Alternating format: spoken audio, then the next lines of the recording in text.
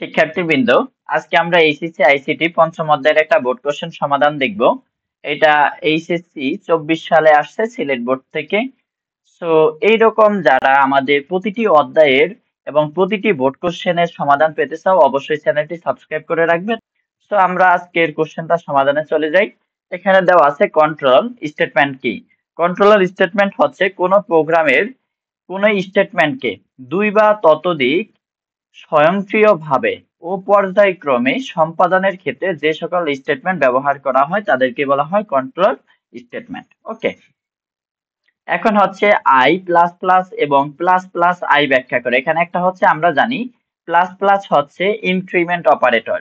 দুইটা প্লাস চিহ্নকে একসাথে বলা হয় কি ইনক্রিমেন্ট অপারেটর। এই ইনক্রিমেন্ট অপারেটর যদি কোনো চলকের পিছনে থাকে তখন সেটাকে বলা হয় প্রি ইনক্রিমেন্ট, আর যদি চলকের সামনে থাকে তখন সেটাকে বলা হয় পোস্ট ইনক্রিমেন্ট। তো এখানে প্লাস প্লাস আই, এই ক্ষেত্রে কম্পাইলার হচ্ছে প্রথমে দেখো প্রি ইনক্রিমেন্ট, তার মানে আগে বাড়াইবে তারপরে কাজ করবে।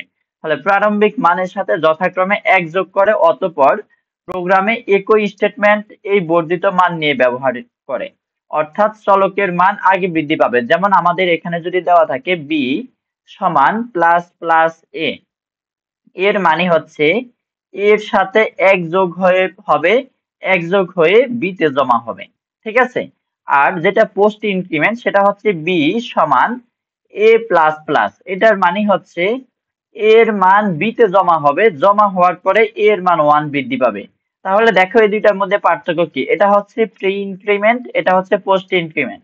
প্রি ইনক্রিমেন্ট হচ্ছে আগে চলকের মান বৃদ্ধি পাবে, তারপরে এই স্টেটমেন্ট কাজ করবে।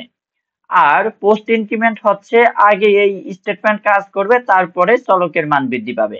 অর্থাৎ এখানে এর সাথে 1 যোগ হয়ে বি তে জমা হবে, আর এখানে এর মান বি তে জমা হয়ে তারপরে এর সাথে 1 যোগ হবে। জাস্ট এইটুকুই পার্থক্য, আর কোনো পার্থক্য নাই। উদ্দীপকের প্রোগ্রামটির জন্য ফ্লোচার্ট অঙ্কন করো। তাহলে আমরা এই উদ্দীপক থেকে দেখতে পাই এটা হচ্ছে একটা ধারা সংক্রান্ত সমস্যা, কারণ এখানে s সমান 0 দেওয়া আছে। আমরা জানি s সমান 0, এই মানটুকু দেওয়া থাকে ধারার সময়। এখন আমরা দেখবো ধারার প্রথম পদ কত। ধারার প্রথম পদ হচ্ছে এই যে i সমান 3, তার মানে প্রথম পদ হচ্ছে 3, তারপরে দেখতে পাচ্ছি শেষ পদ হচ্ছে কত 100, তাহলে শেষ পদ হবে 100। আর দেখি প্রত্যেক ধাপে কত বাড়তেছে, 4 করে বাড়তেছে। দেখো i প্লাস সমান 4, এর মানে হচ্ছে i এর সাথে 4 যোগ হয়ে i তে জমা হবে, অর্থাৎ প্রত্যেক ধাপে 4 করে বৃদ্ধি পাবে। তাহলে পরের মানটা হবে 7, তাহলে 3 প্লাস 7 প্লাস 11, এইভাবে আস্তে আস্তে বাড়তে বাড়তে 100 পর্যন্ত যাবে। তাহলে আমরা এই ধারাটার জন্য এখন অ্যালগরিদম লিখব, ফ্লোচার্ট লিখবো, সরি এখানে সি প্রোগ্রাম দেওয়া আছে, ফ্লোচার্ট আঁকতে হবে। তাহলে দেখো ফ্লোচার্ট করার জন্য আমরা যদি একটু ধারাটা লিখে নেই, প্রথমে হচ্ছে 3 থেকে শুরু হবে, 3 7 11, এভাবে শুরু করে 11 পর্যন্ত 100 পর্যন্ত যাবে। ওকে, তাহলে দেখো প্রথমে স্টার্ট, তারপরে হচ্ছে যেহেতু এখানে শেষ পদ দেওয়া আছে এজন্য আমাদের এখানে কোনো ইনপুট লাগবে না, সরাসরি আমরা ধরি থেকে অথবা একটা মান নির্দিষ্ট করে দেওয়া থেকে শুরু করব। সেটা হচ্ছে s সমান 0 এবং i সমান 3। i হচ্ছে সব সময় প্রথম পদ এবং s হচ্ছে যোগের ধারা সময়। সব সময় একটা চলক ধরতে হয় যেখানে আমরা সমষ্টিটা জমা রাখবো, ওই চলকের আদি মান থাকে 0। তারপরে আমরা কি করব, দেখো এখানে একটা সংযোগ চিহ্ন দেওয়া হয়েছে, কারণ এই যে আমরা আগে থেকে অবগত আছি, কারণ এই কাজটা এখানে একাধিকবার হবে। যতগুলো যোগের ধারা আছে, ধারার সমষ্টি নির্ণয় আছে, প্রত্যেকটা ধারায় এই সেম টাইপেরই কিন্তু ফ্লোচার্ট করতে হয়। তো এখানে আমরা জানি এই কাজটা একাধিকবার হবে, তাই আমরা এই কাজের আগে একটা সংযোগ চিহ্ন দিয়ে রাখবো, যাতে এখানে এসে আমরা এই যেটা এই লাইনটি এসে আমরা এখানে জয়েন দিতে পারি। তো এখান থেকে আমাদের আসবে কোন কাজগুলো একাধিকবার হবে, s এর মানটা i তে জমা হবে এবং i এর মান 4 বৃদ্ধি করবে। তাহলে s i তে জমা রাখার জন্য হচ্ছে s সমান s প্লাস i, এটা সি প্রোগ্রামে দেওয়া আছে উদ্দীপকে, এবং i সমান হচ্ছে i প্লাস 4। এই যে i সমান i প্লাস 4 এইটা এবং i প্লাস সমান 4, এই দুইটা কিন্তু একই বোঝায়, ঠিক আছে। এই দুইটার কাজ কি, একই কাজ। তাহলে আমরা কি করব, এখানে i এর মান দেখো 4 বৃদ্ধি পাবে, বৃদ্ধি পাওয়ার পরে এইভাবে আই এর মান 4 বৃদ্ধি হইতে হইতে এক সময় কি হবে, 100-র উপরেও কিন্তু চলে যাবে। তাহলে যখন আই এর মান 100 হয়ে যাবে তখন কিন্তু আর এই আই এসে জমা হবে না। তাহলে দেখো আমরা এখানে একটা কন্ডিশন দিব, আই যদি এন অপেক্ষা ছোট হয়, এখানে সরি এন হবে না, এখানে হবে 100, যেহেতু আমরা এন আগে ধরে নেই নাই। আই যদি 100 অপেক্ষা ছোট হয় বা 100 এর সমান হয়, তাহলে দেখো আই এর মান, এই প্রত্যেকটা হচ্ছে কি এক একটা আই, এই এক একটা আই এর মান যদি 100 চেয়ে ছোট হয় তার মানে ও ধারার মধ্যে আছে। যদি ধারার মধ্যে থাকে তাহলে ওকে এসে জমা রাখতে হবে। এজন্য আই যদি 100 হয় বা 100 অপেক্ষা ছোট হয় তাহলে এস হবে, এবং ঘুরে আবার এই কাজগুলো হবে, অর্থাৎ এসে আই এর মান জমা হবে এবং আই এর মান বৃদ্ধি পাবে। আর যদি আই এর মান এন এর চেয়েও ছোট, অর্থাৎ 100 চেয়ে ছোট বা 100 এর সমান না হয়, অর্থাৎ 100 অপেক্ষা বড় হয়ে যায়, তখন কিন্তু আই এর মান আর ধারার মধ্যে থাকবে না, কারণ ও ধারার বাহিরে চলে গেছে। ধারার বাহিরে গেলে সে কিন্তু আর যোগফলে জমা হবে না। এজন্য এখান থেকে কি হবে, নো হবে। নো হইলে প্রোগ্রামটা নিচের দিকে আসবে, এস এর মানটা আউটপুট হিসেবে দেখিয়ে দিবে, তারপরে প্রোগ্রাম শেষ। এখন আমরা দেখব ঘ নাম্বার। ঘ নাম্বার হচ্ছে উদ্দীপকের প্রোগ্রামটি ডো হোয়াইল লুপ ব্যবহার করে সমাধান করো। তাহলে এখানে দেখো এই টাইপের কোশ্চেনটা একটু বেশি আছে। এখানে ফর লুপের মাধ্যমে দেওয়া আছে, বলা হয়েছে এটাকে ডো হোয়াইল লুপের মাধ্যমে করো।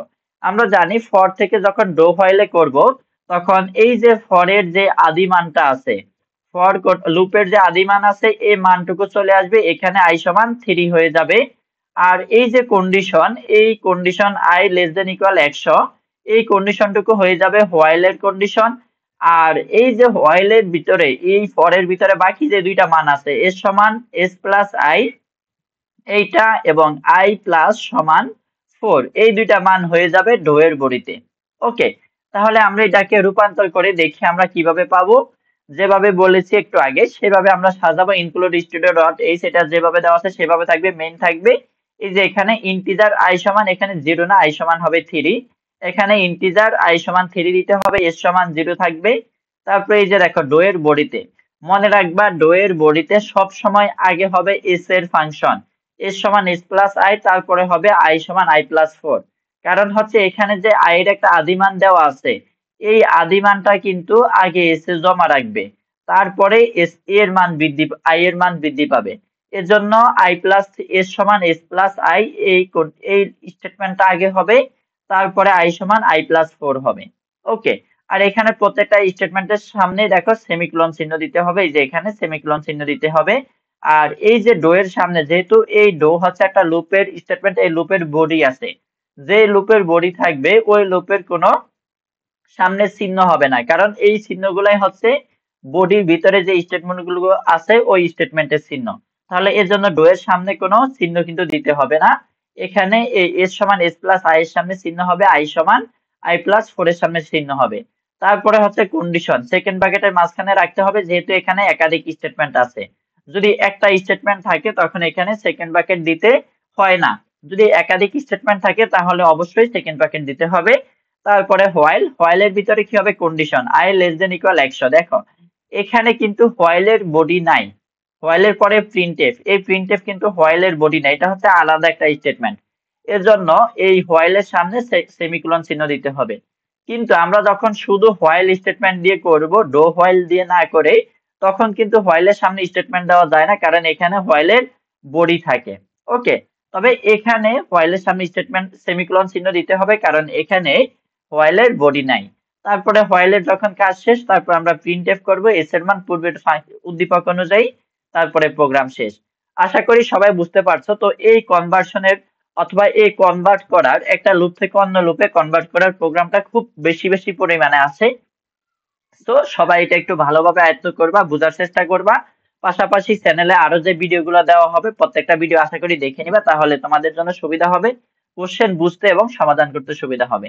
তো এই পর্যন্ত ছিল আজকের ভিডিও, দেখা হবে পরবর্তী কোনো ভিডিওতে। আল্লাহ হাফেজ।